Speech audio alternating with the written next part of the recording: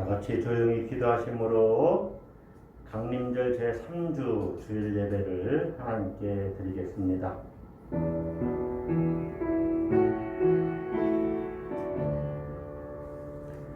여호와께서 시온의 포로를 돌려보내실 때에 우리는 꿈꾸는 것 같았도다. 그때 우리 입에는 웃음이 가득하고 우리 혀에는 찬양이 찼었도다. 그때 문나라 가운데에서 말하기를 여호와께서 그들을 위하여 큰 일을 행하셨다 하였도다. 사랑과 은혜가 풍성하신 아버지 하나님, 오늘 거룩한 주일을 맞이해서 우리를 주의 보좌 앞에 불러주시고 한량없는 은혜를 베풀어 주시니 감사와 찬양과 영광을 올려드립니다. 우리 가운데 임재하시어 영광 받으시고 우리에게는 한량없는 은혜를 더하여 주시옵소서. 예수 그리스도의 이름으로 기원드리옵나이다. 아멘.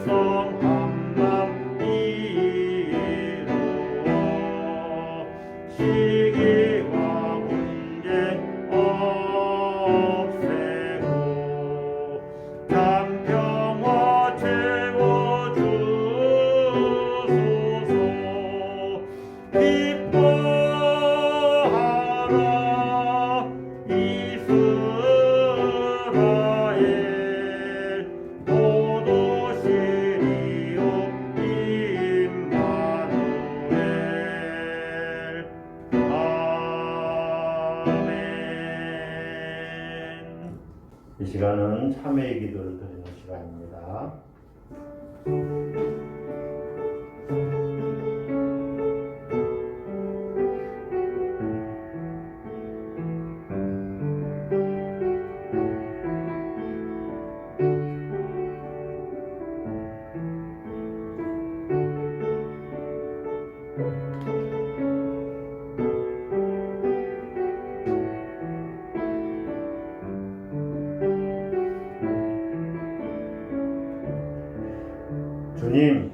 주님께서 우리를 구원해 주시던 날 우리는 홍해를 건넌 후 기뻐 찬양했던 이들처럼 감격했습니다. 그러나 광야 같은 세상을 살면서 작은 어려움을 만날 때마다 주님께 불평했습니다. 주님께서 베풀어 주신 은혜를 모두 잊어버리고 지금 당장 내 뜻대로 응답해 주시지 않는다며 주님을 원망했습니다. 주님께서 우리에게 자유와 해방을 주셨건만 우리는 어느새 욕망에 이끌려 다시 죄의 노예가 되어 버렸습니다. 주님, 참으로 어리석고 믿음이 약한 우리를 불쌍히 여겨주시고 다시 한번 구원의 은총을 베풀어 주옵소서. 다 같이 침묵하며 기도하겠습니다.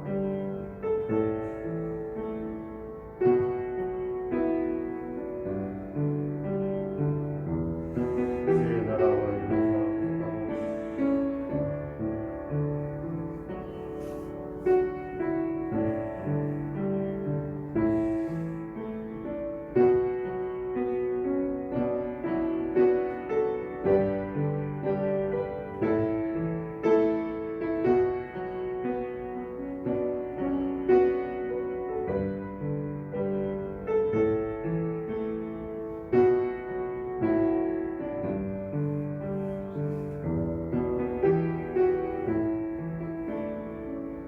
진실한 마음으로 회개하는 자에게 주께서 주시는 위로의 말씀을 들으십시오. 그리스도께서 우리를 자유롭게 하려고 자유를 주셨으니 그러므로 굳건하게 서서 다시는 종의 멍에를 매지 말라. 내가 이르노니 너희는 성령을 따라 행하라. 그리하면 육체의 욕심을 이루지 아니하리라. 이는 갈라디아서 5장 1절과 16절 말씀입니다. 동시에 교독하겠습니다. 교독문 117번.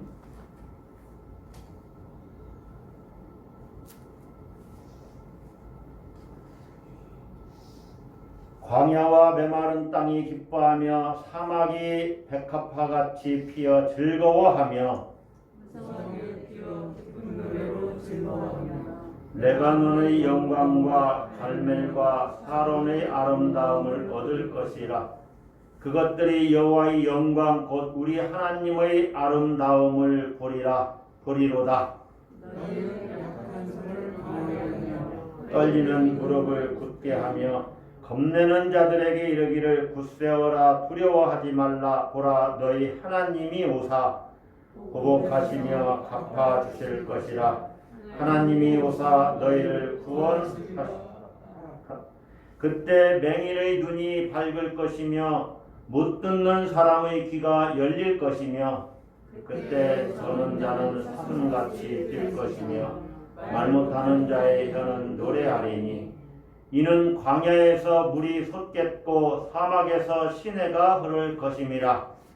뜨거운 사막이 변하여 묻이 될 것이며 메마른 땅이 변하여 원천이 될 것이며 승냥이의 눕던 곳에 풀과 갈대와 부들이 날 것이며 거기에 대로가 있어 그 길을 거룩한 길이라 일컫는 바 되리니 깨끗하지 못한 자는 지나가지 못하겠고 오직 구속함을 입은 자들을 위하여 있게 될 것이라. 아멘. 나는 전능하신 아버지 하나님 천지의 창조주를 믿습니다. 나는 그의 유일하신 아들 우리 주 예수 그리스도를 믿습니다.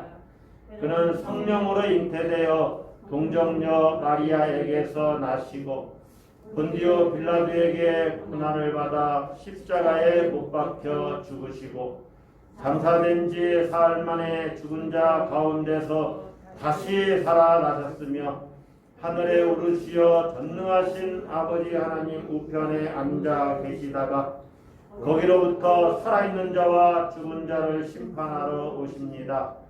나는 성령을 믿으며 거룩한 공교회와 성도의 교제와 죄를 용서받는 것과 몸의 부활과 영생을 믿습니다. 아멘. 이 간직한 만물들아 복 주시는 주 여호와 전능성부 성자 성령 찬송하고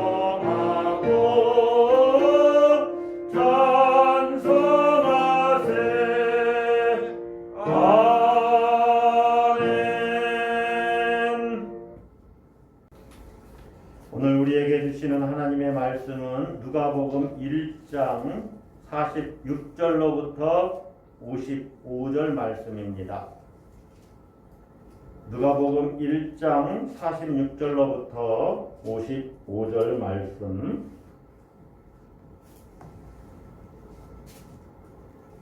교독하겠습니다.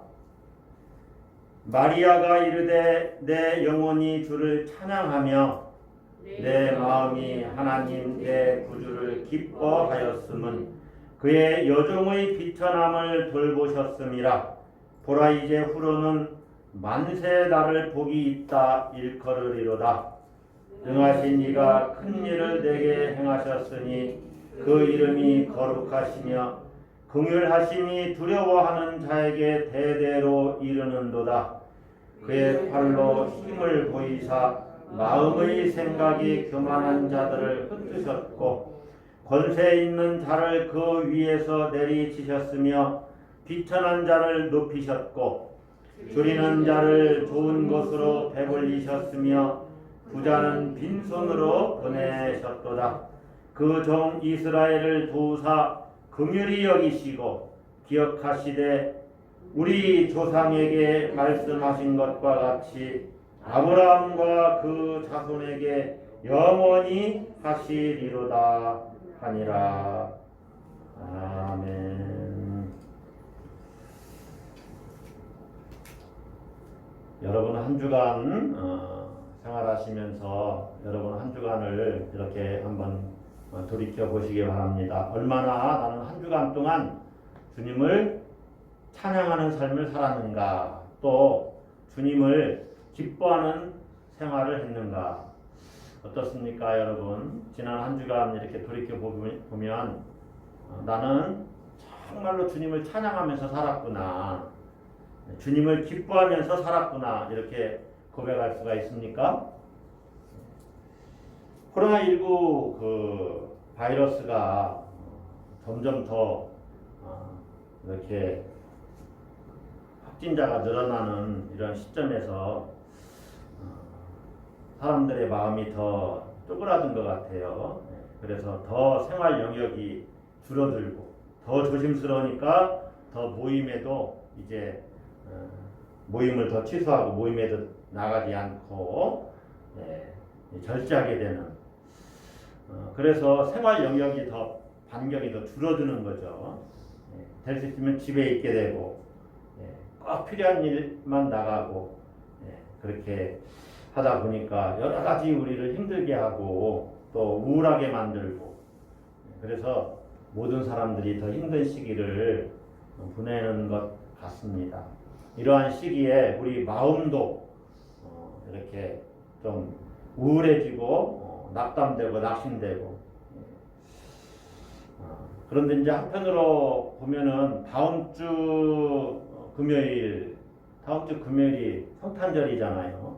우리가 성탄절을 앞두고 얼마나 예수 그리스도의 다시 오심을 생각하면서 기뻐하고 즐거워하고 찬양하고 감사하고 있는가.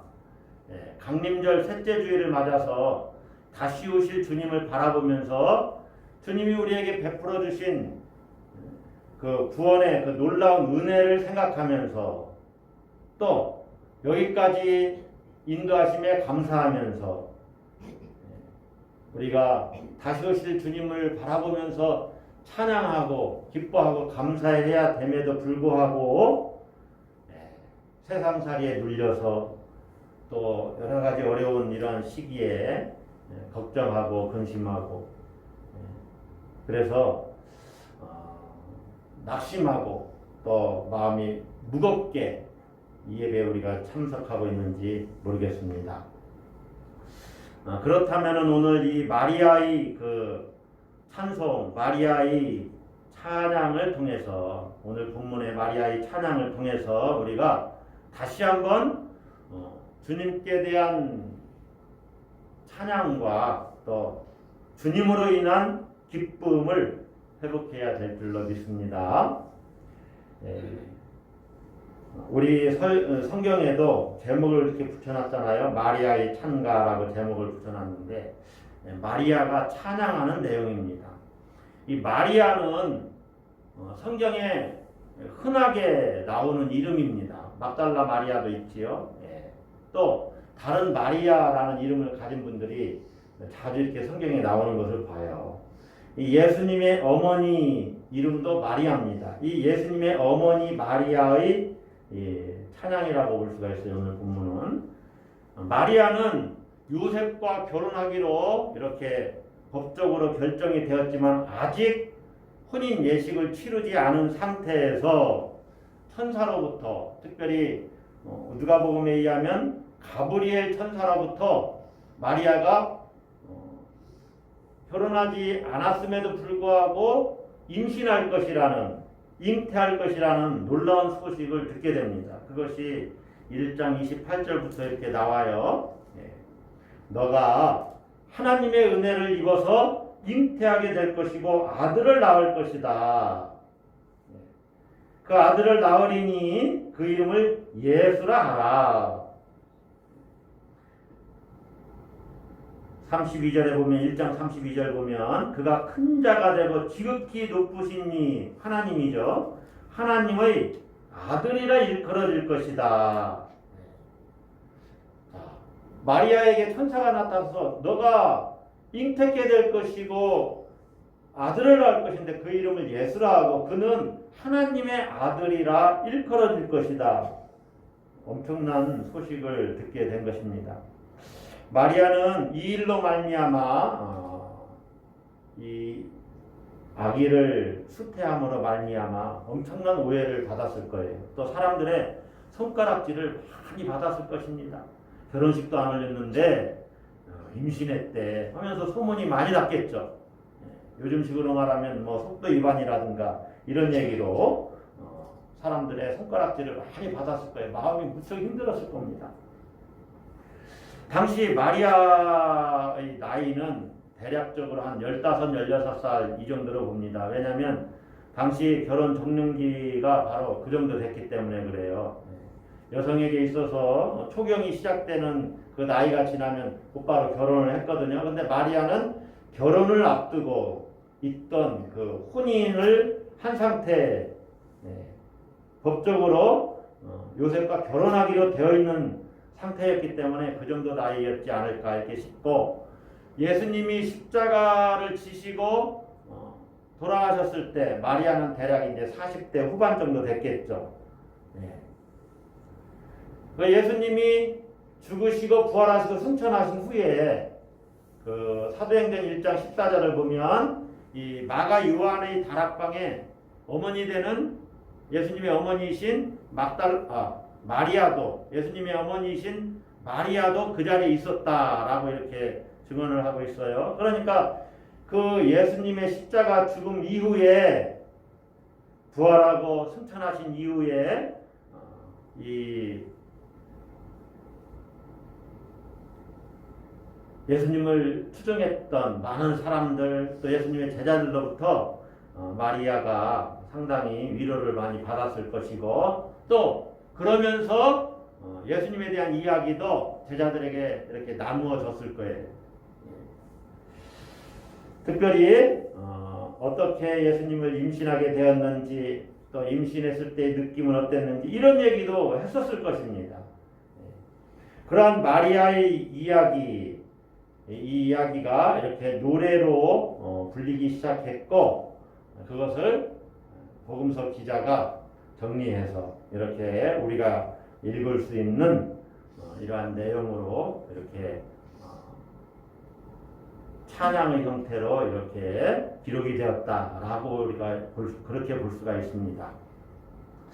누가복음 기자에 따르면은 마리아가 천사로부터 예수님 수태 고지를 받고 이제 친족인 엘리사벳을 만나게 됩니다. 엘리사벳은 세례 요한의 어머니예요. 그런데 이 엘리사벳은 이 마리아를 만난 이때 당시는 임신 기간이었어요. 세례 요한을 임신한 기간이었어요. 그런데 실상은 임신할 수 없는 그 상태임에도 불구하고 하나님의 은혜로 임신이 된 거예요. 세례 요한이. 그래서 하나님의 은총으로 임신한 상태에서 엘리사벳과 또 마리아가 만나게 되는데, 마리아가 이 하나님을 찬양하는 노래를 불러요. 그것이 오늘 본문인데 이러한 노래가 이제 초대교회의 신앙 고백이 된 것이죠. 네, 어찌 보면. 그래서 이 마리아의 찬송 내용을 잘 살펴보면 우리가 무엇을 믿는지 또 기독교 신앙이 무엇인지를 알 수가 있어요. 본문의 내용은 그렇게 어렵진 않습니다. 내용은 크게 보면 두 개의 단락으로 이렇게 구성이 되어 있는데 첫 번째는 마리아가 찬송하고 기뻐해야 할 이유가 나와요. 왜 마리아가 찬송하고 기뻐하는지, 그리고 또 한 가지는 하나님이 행하신 일이 무엇인지를 이렇게 고백하고 있어요. 따라서 한번 합시다. 찬송하고 기뻐해야 할 이유. 마리아가 찬송하고 기뻐해야 할 이유를 우리가 살펴보면 우리도 마찬가지로 이 코로나19 시대에 살고 있지만 코로나19가 이렇게 확산돼 가고 있는 시대에도 우리가 찬송하고 기뻐해야 할 이유가 충분하고 어떤 고난이 와도 찬송하고 기뻐해야 할 이유가 충분하다는 것을 알게 돼요. 마리아가 찬송하고 기뻐한 이유는 성경을 통해서 한번 살펴보면 48절을 한번 봅시다. 그의 여종의 비천함을 돌보셨습니다. 그의 여종이라는 것은 자신을 향한 거죠. 하나님의 여종인 자신을 비추어서 여종이다. 자기를 낮추는 말이죠. 자, 46절, 47절에는 마리아가 이르되 내 영혼이 주를 찬양하며 내 마음이 하나님 내 구주를 기뻐하였으면, 그러니까 내가 이렇게 주를 찬양하고 내가 하나님 내 구주 하나님을 이렇게 기뻐하는 것은 그의 여종의 비천함을 돌보셨습니다. 하나님이 나의 비천함을 돌보셨기 때문입니다. 이렇게 이야기하는 겁니다.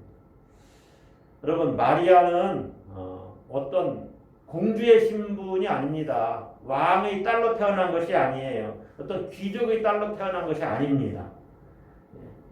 그냥 평범한 어떤 가정의 딸이에요. 평범한 평민이었다라고 생각하시면 돼요. 그리고 당시에는 여자가 남자에 비해서 이렇게 낮게 평가가 되던 시기였습니다. 우리 조선사회도 그랬죠. 우리나라도. 어찌 보면은 남자에 비해서 여성들은 무시당했어요. 그러니까 자신을 향해서 비천했다 이렇게 표현해 볼 수 있습니다. 그런데 여러분, 이 마리아의 고백에는 어찌 보면은 우리 인간 실존에 대한 깊은 통찰력이 담겨져 있어요. 모든 인생은 사실 비천하거든요.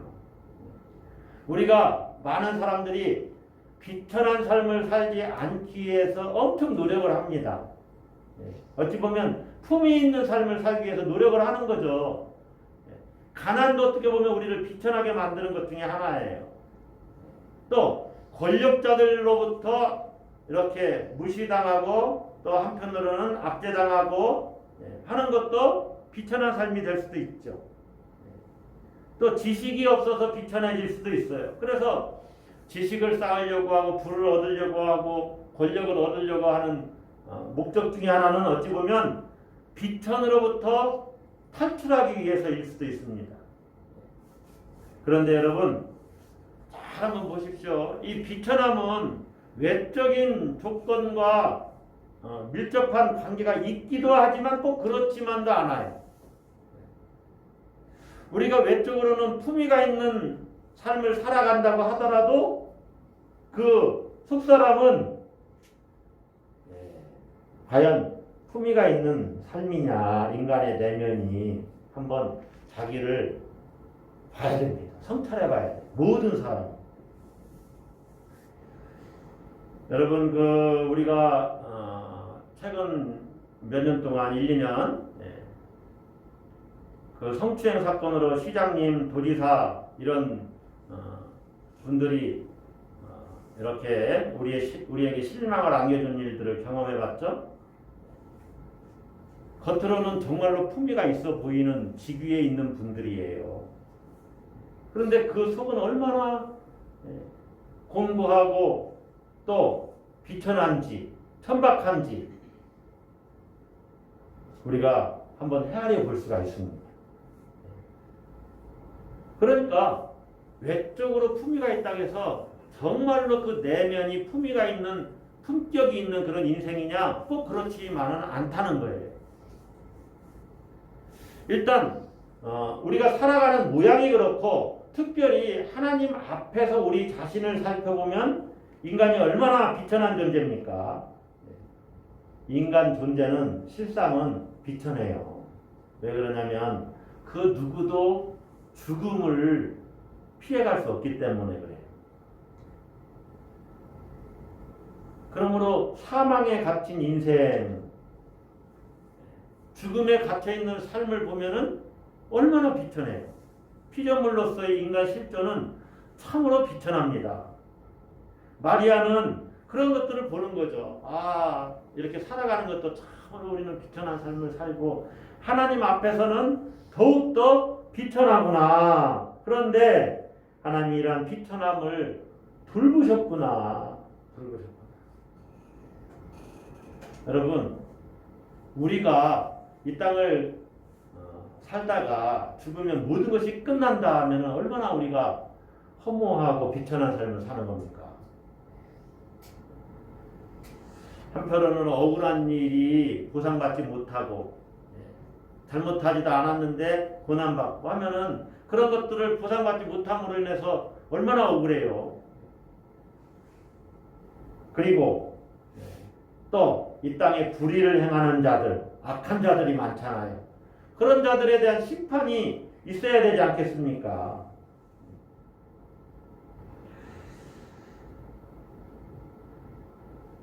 인생을 볼 때 하나님 앞에서 우리는 참으로 비천하구나. 그래서 의인은 하나님의 보상을 기다리고 악인에 대해서는 심판을 기다리는 겁니다.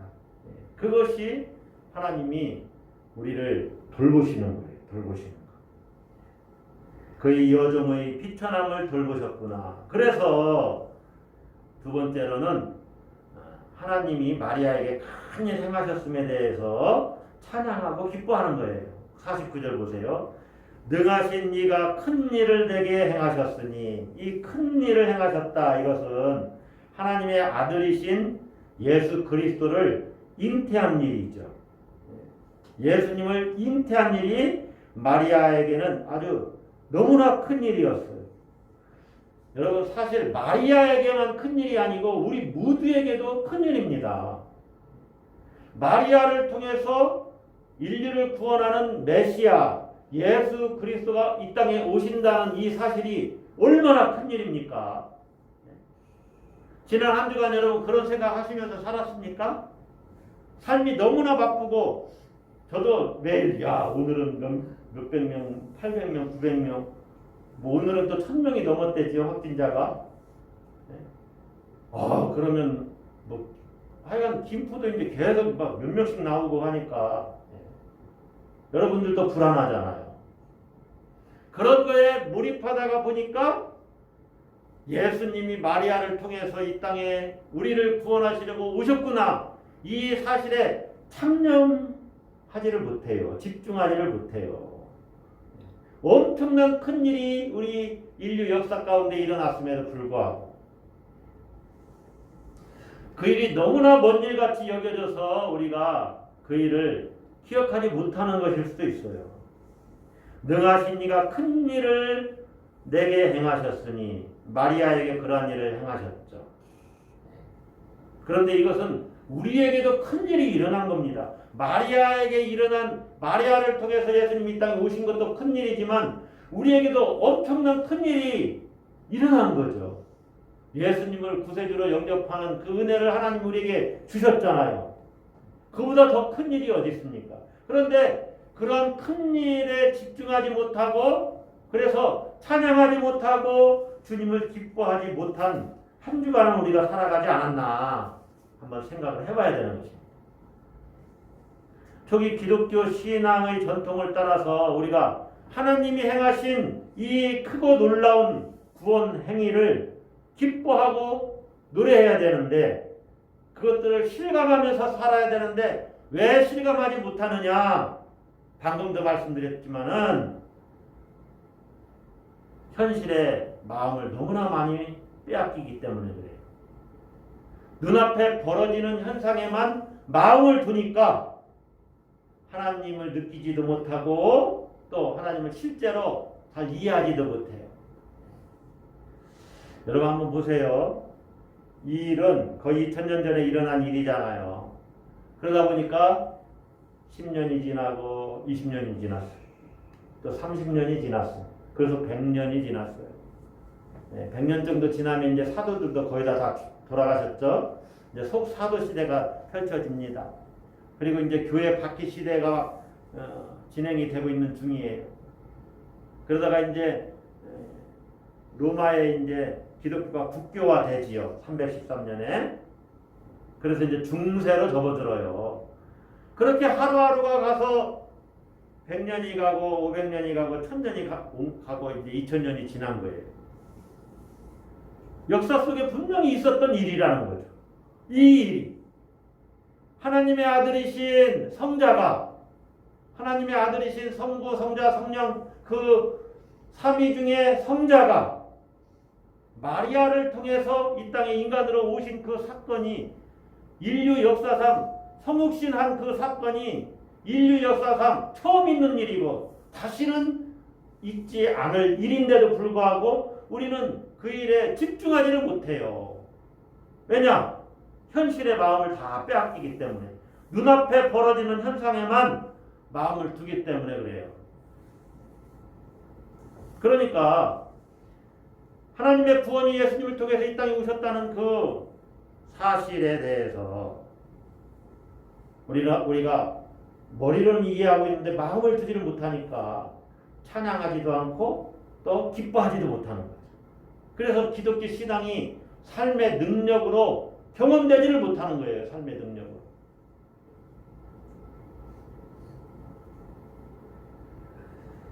여러분, 기독교 신앙이 삶의 능력으로 경험되지 못한다는 것은 하나님 경험 없이 그냥 신앙생활하는 거예요. 하나님을 경험하지 못하고 사는 거예요. 하나님을 경험하는 것은요, 개인적으로 다 다릅니다. 예를 들어서 테니스 치는 것을 비교해 보면 어떤 사람은 테니스를 아주 잘 치는 선수 수준의 테니스 실력을 가진 사람이 있겠죠. 그러나 초보자는 테니스 실력이 아주 형편없겠죠. 테니스 실력의 차이처럼 하나님을 경험하는 것도 우리 신앙인들 각자가 다 다릅니다. 다 하나님을 경험하는 차원이 달라요. 하나님을 경험한다는 것은 하나님의 임재를 얼마나 경험하느냐. 하나님의 임재를 경험하는 것인데 하나님의 임재를 경험하려면 하나님에 대한 임재의식이 있어야죠. 임재의식. 하나님이 지금 나와 함께 하신다. 그래서 지금도 하나님이 나를 이끌고 계시다라는 것을 시간 의식하고 체험하고 느껴야 되는데 거기에 집중하지 않으니까 하나님 임재의식이 없으니까 하나님을 경험하지 못해요. 자, 하나님의 임재를 의식한다는 것은 대표적으로 이렇게 우리 마음을 이렇게 나타나게 해요. 그것이 뭐냐? 마리아가 이야기한 것 중에 한번 봅시다. 49절 한번 보세요. 능하신 이가 큰 일을 내게 행하셨으니 그 이름이 거룩하시며 긍휼하심이 두려워하는 자에게 대대로 이르는도다. 하나님을 거룩하신 분으로 또 그분이 긍휼을 베푸시는 분으로 체험하는 거예요. 하나님을 거룩한 존재로 경험하는 거예요. 하나님이 거룩한 존재로 날마다 내가 의식되어지면 그 앞에서 내가 하나님에 대한 두려움, 다른 말로 표현하면 하나님에 대한 경외감을 갖고 살지요. 그것을 삶 속에서 체험하면서 살아야 되는데 그러질 못해요. 여러분들은 어떻습니까?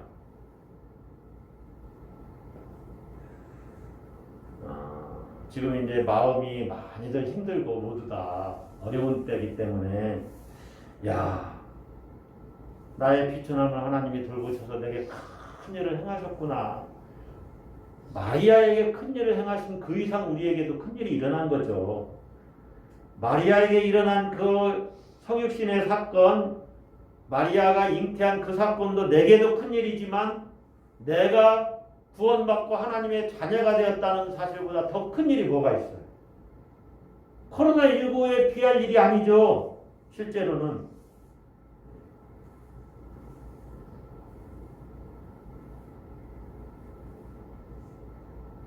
코로나19가 사실 큰일은 큰일이에요. 영화감독 김기덕 감독님이라고 있어요. 그분이 라트비아에 가서 살려고 거기에 집을 얻었다네요. 그런데 코로나19에 걸려서 어젠가 그저께 돌아가셨죠. 라트비아에 왜 갔느냐?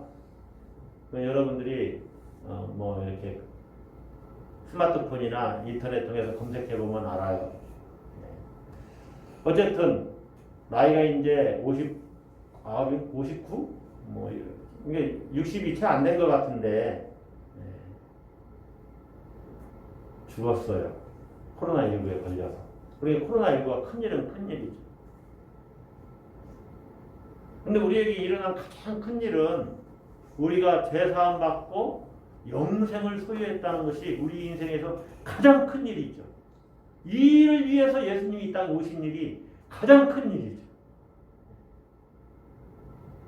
마리아는 자기에게 일어난 이 큰 일을 경험하고 주님을 찬양하는 거예요.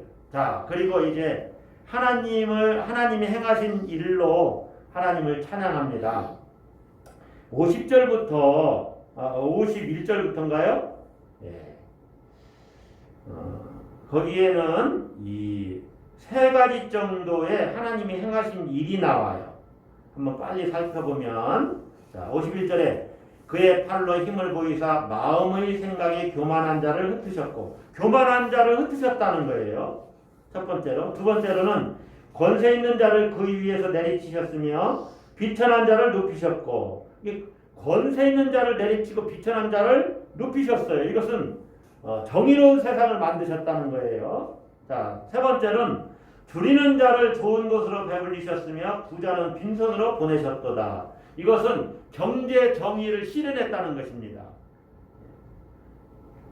부자는 내리치시고 가난한 자는 배불리 굶지 않도록 하셨다는 거예요.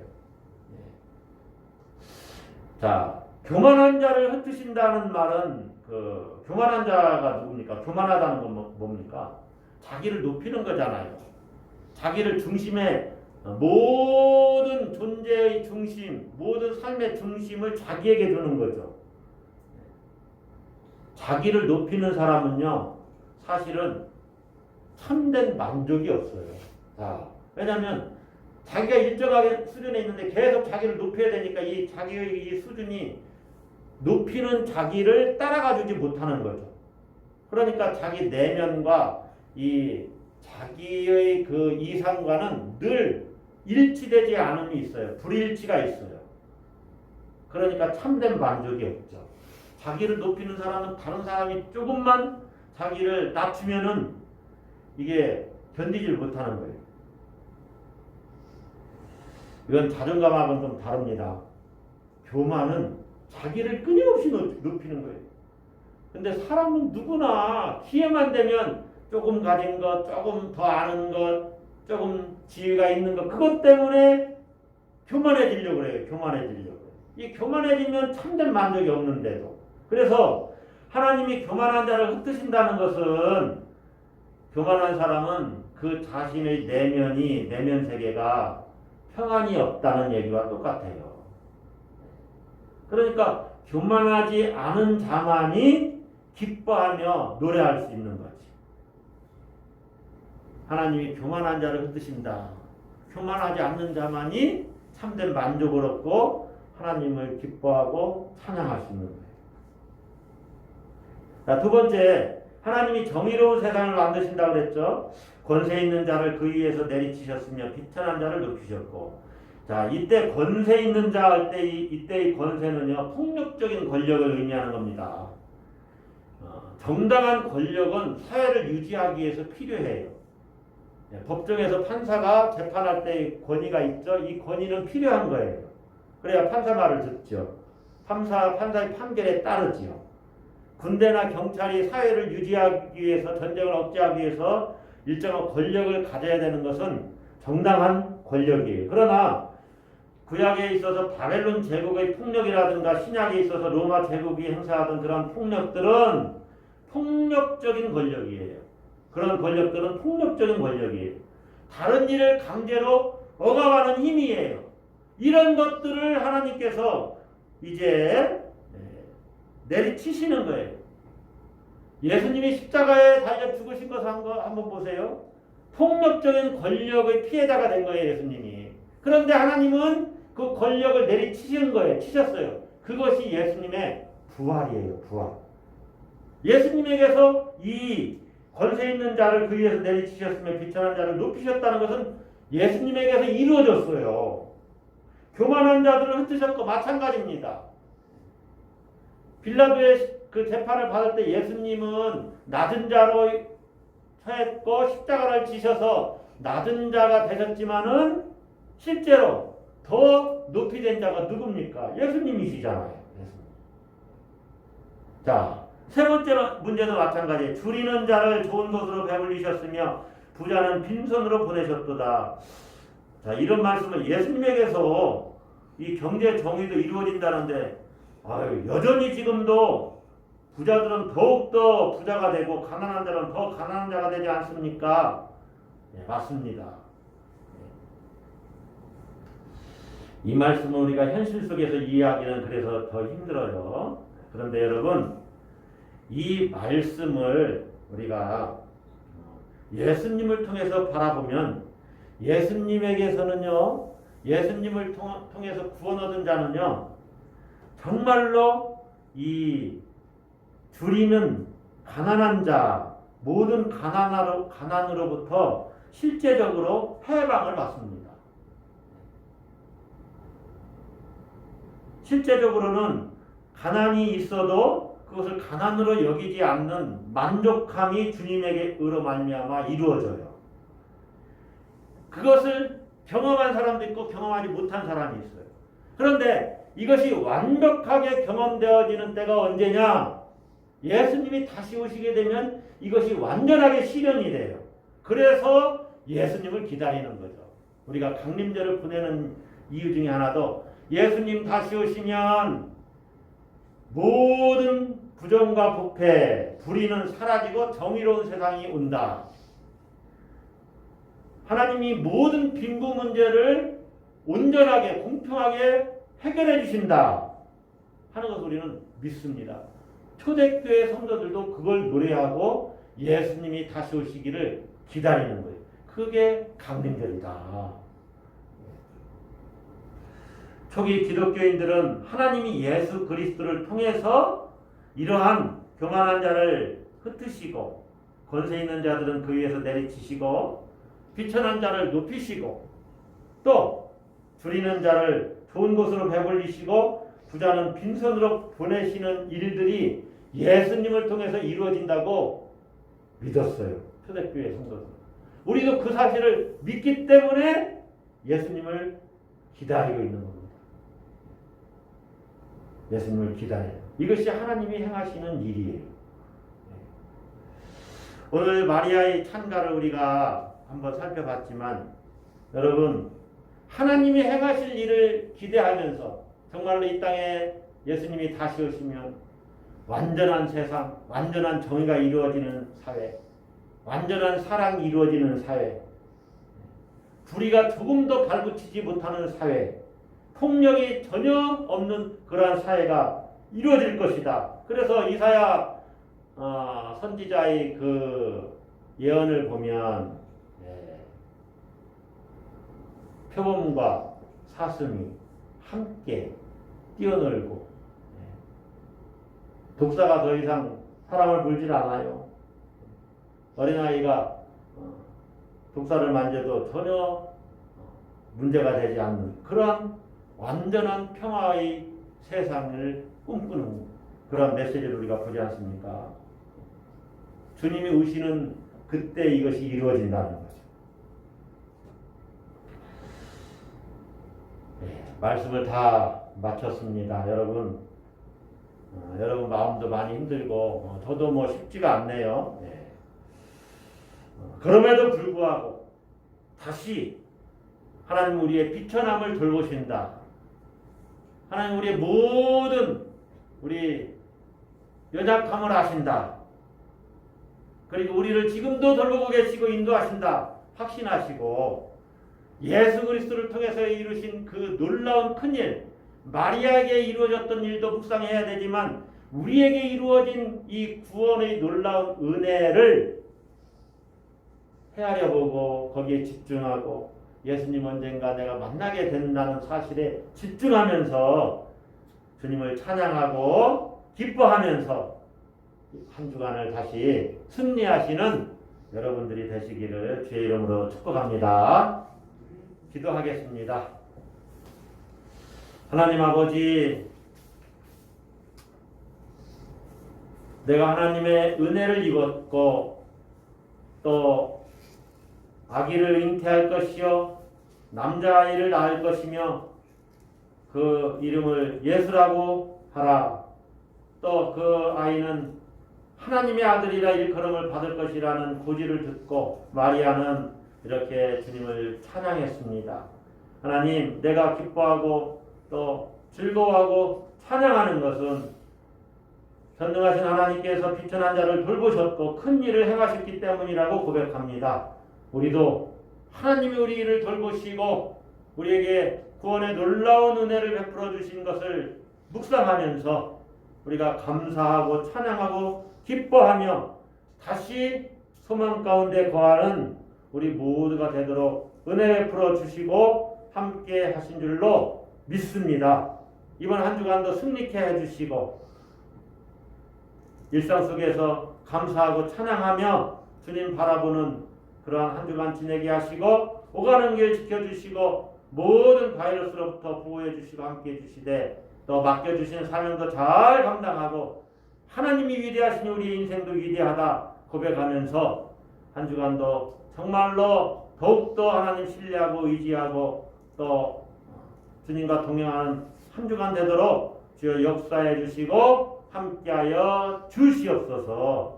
감사드리며 예수 그리스도의 이름으로 기도드리옵나이다. 아멘. 하겠습니다. 이제는 우리를 죄악에서 건지시고 구원하시고 우리에게 큰일 행해 주신 예수 그리스도의 은혜와 하나님 아버지의 극진하신 사랑과 성령님의 교통 강화 감동 내주 충만케 하심이 이제 온전히 기뻐하고 즐거워하고 감사하며 찬양하기 원하며 돌아가는 모든 성도들 머리머리 위에 그 가정과 일터와 직장과 우리 교회와 이 민족과 저 북한 동포들과 해외에 있는 선교사들 위해 지금으로부터 영원히 함께 하시기를 간절히 축원하옵나이다. 아멘.